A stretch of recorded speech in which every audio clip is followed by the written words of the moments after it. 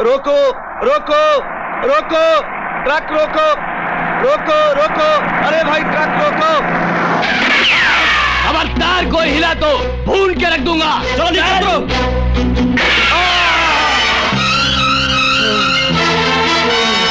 माथुर साहब, मैं रिकू बोल रहा हूँ। हुआ क्या? डीके साहब को बॉम्बे जल्दी भेजिएगा। राणा ने हम लोगों का जीना हराम कर रखा है।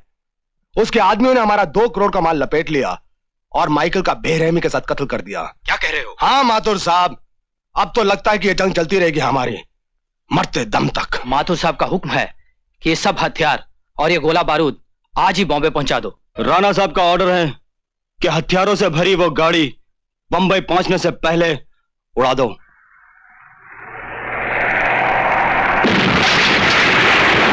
जाना कि जिन आदमियों ने हमारी हथियारों से भरी गाड़ी को उड़ाया है उन्हें खत्म कर दो। सारा का सारा माल आज पहुंच जाना चाहिए, ये राणा साहब का ऑर्डर है। और सुनो, अगर डीके के किसी भी आदमी ने कोई भी बीच में दखलंदाजी की, उसे गोली से उड़ा देना।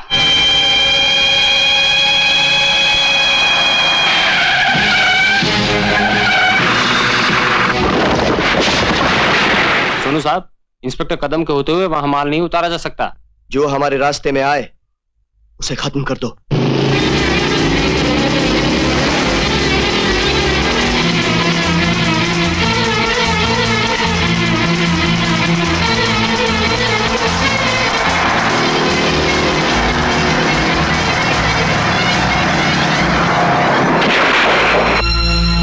योर ऑनर, ये राणा का आदमी है। राणा जिसकी सरपरस्ती में बंबई का हर गुनहगार पलता है। राणा जिसके मुंह से निकला हुआ हर लफ्ज इन गुनहगारों के लिए कानून होता है। उसी तरह यह खतरनाक मुल्जिम सुल्तान राणा की शह पाकर कानून के साथ खेलता रहा, लेकिन आज यह कत्ल के इल्जाम में कटघरे में खड़ा है।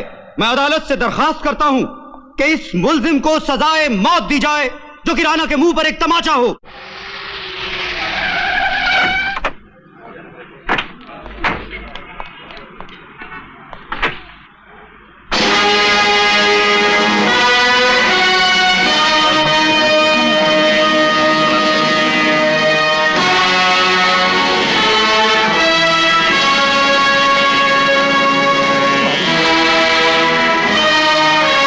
राणा साहब है।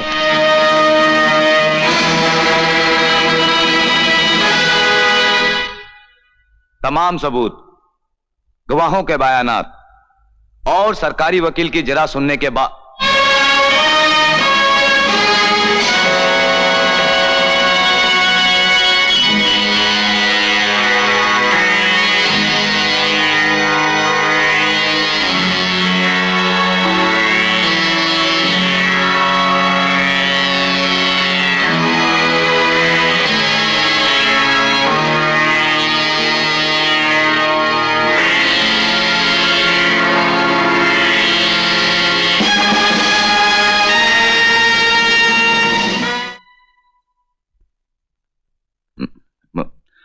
मुल्जिम सुल्तान के खिलाफ जो सबूत मिले हैं वो नाकाफी हैं, जिससे यह साबित होता है कि जगन का कत्ल नहीं हुआ बल्कि उसकी मौत एक एक्सीडेंट थी।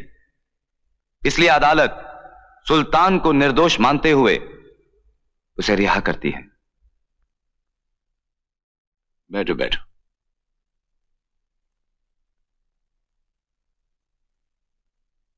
मामला क्या है? मामला तो सिर्फ 25 लाख रुपए का है राणा साहब, लेकिन जो आदमी हजम कर गया है वो है सोनू बदमाश दादा। दादा तो इस दुनिया में सिर्फ 2 हैं, एक ऊपर वाला और दूसरे हम। बोलो बात क्या है? आज से 5 साल पहले सोनू क्लब खोलने के लिए मुझसे 20 लाख रुपए कर्ज ले गया था।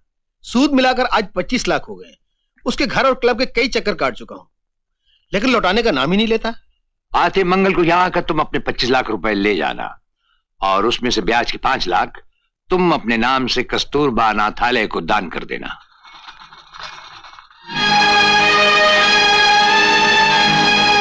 सोनू को उठा लाओ। राणा साहब, आप अच्छी तरह जानते हैं कि हमारी डीके से बरसों पुरानी दुश्मनी है। जी हाँ, यही। और हम ये भी जानते हैं कि डीके और उसका दूसरा भाई रिक्कू दोनों एक दूसरे के साथ मिलकर काम करते हैं और उनका तीसरा भाई सोनू अपने भाइयों के बलबूते पर सेठ गोवर्धन दास के 25 लाख रुपए हजम कर गया। लेकिन सोनू को छेड़ने का मतलब होगा हमारी डीके के साथ और गहरी दुश्मनी। दुश्मनी और दोस्ती अगर गाड़ी ना हो तो उसमें कोई रंग नहीं आता चिंगू।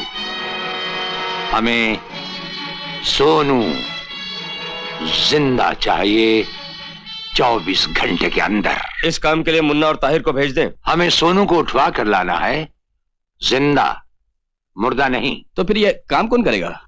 सिर्फ एक आदमी, और तुम लोगों ने अभी उसे देखा भी नहीं, और सोनू कभी ख्वाब में भी नहीं सोच सकता कि वो हमारा आदमी होगा। कुछ ही दिनों से वो हमारे साथ काम कर रहा है, निहायत चुस्त, चालाक और फुर्तीला। अगर किसी ने हिलने की कोशिश की तो इसका भेजा हिला दूंगा। नमो कमान, नमो नमो।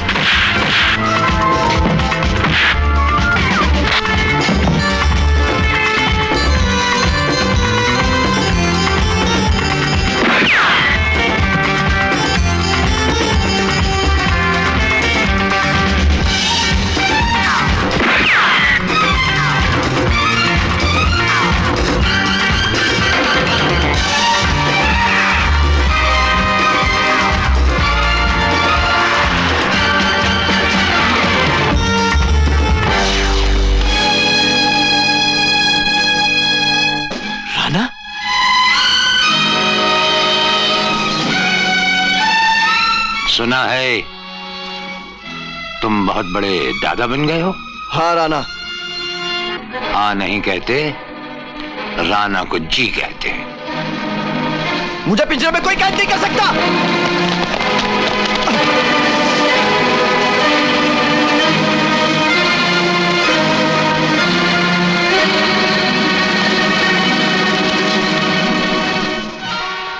पिंजरा तो वो है जहां से हमने तुम्हें मंगवाया था। ये तो शेर की गुफा है, यहां अगर तुमने करवट भी ली तो समझो मौत को बुलावा दिया। हमारी सुनो, आज रात अपनी आवाज को अपने सीने में घोंट लो और कल सुबह का इंतजार करो, जब तुम्हारी चीखें सुनकर शायद समंदर भी थर्रा उठे।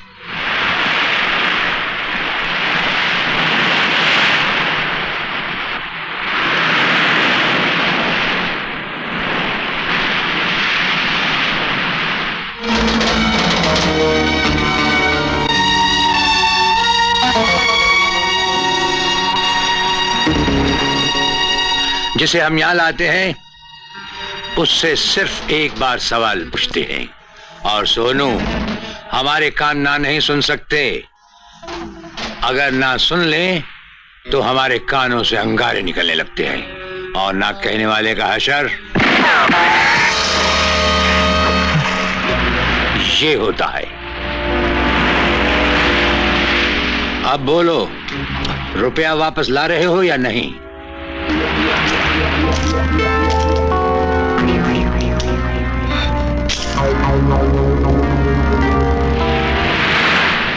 नहीं राणा साहब, मैं आज ही पैसे लौटा दूंगा। आज ही पैसे लौटा दूंगा मैं। खोल दो इसे। ये कुछ रुपए तुम्हारा इनाम। इनाम कैसा? मैंने तो आपका दिया हुआ हुक्म और अपना फर्ज अदा किया है, लेकिन सोनू ने अभी तक। यही ना कि रुपए नहीं भेजे। जी। जा, एक बात और याद रखना, मौत का खौफ आम आदमी की बहुत बड़ी कमजोरी है, और यही खौफ सोनू को रुपया भेजने पर मजबूर कर देगा। सोनू ने रुपए भिजवा दिए राणा साहब।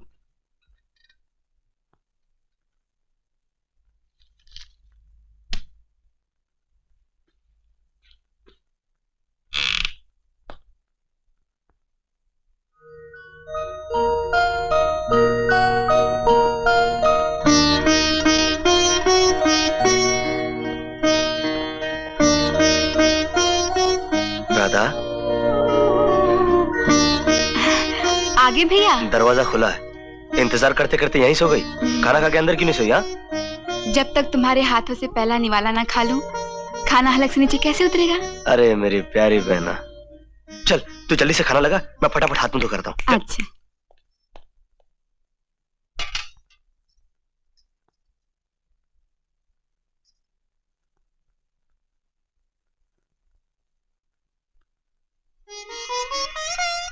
तू रो रही है?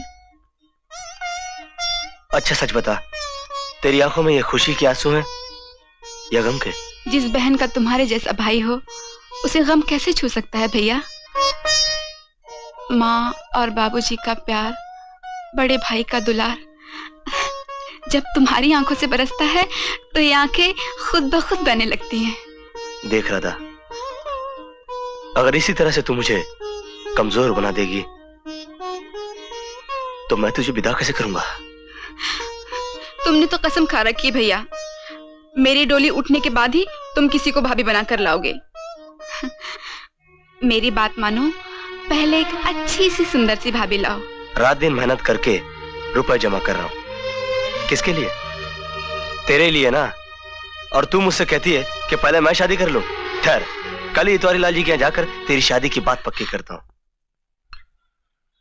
अब अरुण के ऊपर कितना खर्चा हुआ है भाई जी, वो सुन लो। अरुण की माँ तो दहेज में कुछ भी नहीं लाई, टोटल लॉस। अरे भगवान, कम से कम एक औलाद ही ले आती तो 15 साल तक मंदिर, मस्जिद और गुरुद्वारे के चौखट चूमने को तो नहीं जाना पड़ता। अब जगह जगह जाने में खर्च तो होता ही है, हिसाब लगा के देख लो। अब अरुण कोई म्युनिसिपालिटी के अस्पताल में तो पैदा नहीं हुआ, नर्सिंग होम में, स्पेशल वार्ड में, एयर कंडीशन में पैदा हुआ, हिसाब लगा के देख लो। और अब जब नर्सिंग होम में पैदा हुआ है तो कोई म्युनिसिपालिटी के स्कूल में तो जाएगा नहीं, कन्वेंट में पढ़ा है। और मेडिकल में भर्ती कराते वक्त जो डोनेशन, ओहो हो। देखिए इतवारी लाल जी, मैंने रात दिन कड़ी मेहनत करके 2 लाख रुपए जमा किए हैं। अब आप ये 2 लाख रुपए तो 2 महीने पहले की मार्केट थी भाई जी। 2 लाख रुपए अगर सूद पर दिए होते तो अब तक 3 लाख रुपए हो जाते, हिसाब लगा के देख लो। अब यूं करो कि 1 लाख रुपया और जमा कर लो, फिर देखो अरुण की बारात दरवाजे पे धूम धड़के के साथ पहुंची, समझो। हाँ, पर इतवारी लाल जी, 1 लाख रुपया मैं महीने भर में कैसे जमा करूंगा? इतवारी लाल के यहाँ हर काम हिसाब से होता है, और अगर हिसाब लगाना नहीं आता है तो बात खत्म। नहीं इतवारी लाल जी, आप मेरा यकीन कीजिए, मैं 1 महीने में आपको पूरी रकम पहुंचा दूंगा। नमस्ते। जय अगर राणा के लिए काम कर रहा है तो इससे हमें क्या? हमें तो दे ही रहा ना 3 लाख रुपए दहेज में। बेटे, हमें आम खाने से मतलब रखना चाहिए, पेड़ गिरने से नहीं। पिताजी, मुझे ही समाज में रहना है, लोग मुझ पर उंगली उठाएं, ये मैं बर्दाश्त नहीं कर सकता। अरे छोड़िए समाज की बातें, समाज उसी की इज्जत करता है जिसकी जेब में माल हो। तू अपनी डॉक्टरी संभाल। नहीं पिताजी, ये हरगिज नहीं हो सकता। एक बात आप साफ साफ सुन लीजिए, मैं एक गुनहगार की बहन के साथ कभी भी शादी नहीं कर सकता। तू अगर मेरा जिद्दी बेटा है तो मैं भी तेरा बाप हूं। ऐसा हिसाब किताब लगाऊंगा कि सांप भी मर जाए और लाठी ना टूटे, तेरी जिद भी रह जाए और मेरा काम भी बन जाए। नमस्ते नमस्ते इतवारी लाल जी, आई बैठिए। आज आपने यहाँ आने की तकलीफ कैसे की? भैया मैं तो हिसाब लगा के आया था कि 7 दिनों के बाद पंडित जी ने शुभ मुहूर्त निकाला शादी का, चट मंगनी और पट शादी। पर मुझे विश्वास नहीं हो रहा कि वो 2 लाख भी तुमने जमा किए या नहीं। दरअसल मुझे चिंता एक ही बात की है, वो 10 दिनों के बाद में सक्सेना साहब अमेरिका से आने वाले, उनके आने से पहले ही मैं इस शुभ काम को निपटा देना चाहता हूँ। भाई आखिर बाप हूँ, 2 प्यार करने वाले दिलों को कत्ल करने वाला कसाई तो नहीं हूं ना मैं। अरे नहीं नहीं नहीं, अगर आपको विश्वास नहीं हो रहा तो आप अंदर आके देख लीजिए। चल आइए ना। चल।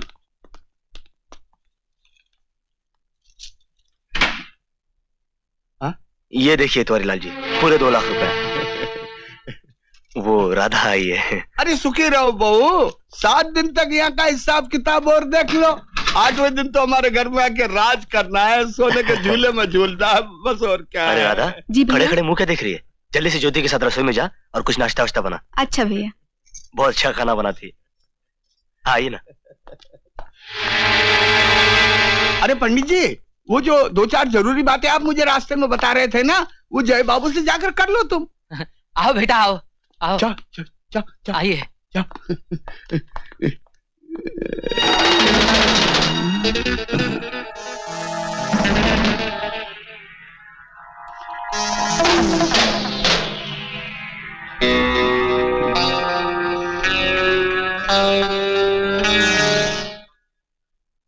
कहीं ऐसा ना हो भाई। अरे नहीं पंडित जी, आप बिल्कुल बेफिक्र रहिए। आपने जैसा जैसा कहा है वैसे वैसे ही होगा। हाँ?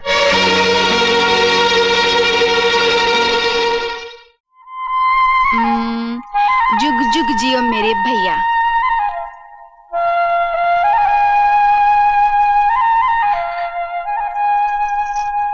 आ करो। नहीं नहीं, पूरा पूरा नहीं, पूरा।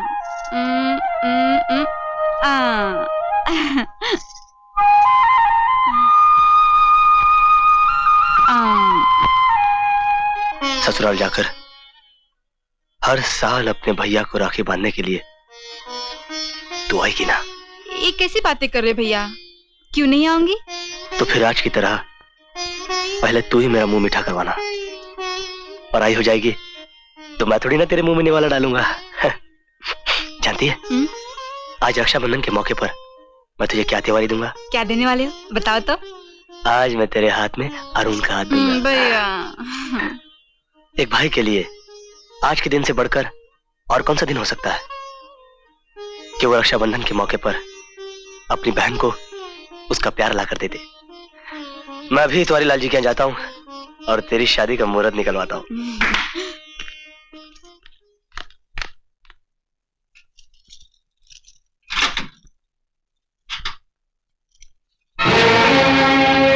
पैसा? राधा, राधा, जी भैया। राधा रुपया कहाँ गया? हाँ? यही तो रखा था। मुझे नहीं मालूम भैया। लेकिन गया कहाँ? नहीं मालूम। राधा, राधा मैं लूं। बर्बाद हो गया मैं राधा। ये मुझे नहीं मालूम। मेरे जाने के बाद यहाँ पे कोई आया था? कोई नहीं आया था। लेकिन अब क्या होगा राधा? अरे ये सब क्या हो गया राधा? ये सब क्या हो गया? मेरी जिंदगी की सारी जमा पूंजी लुट गई।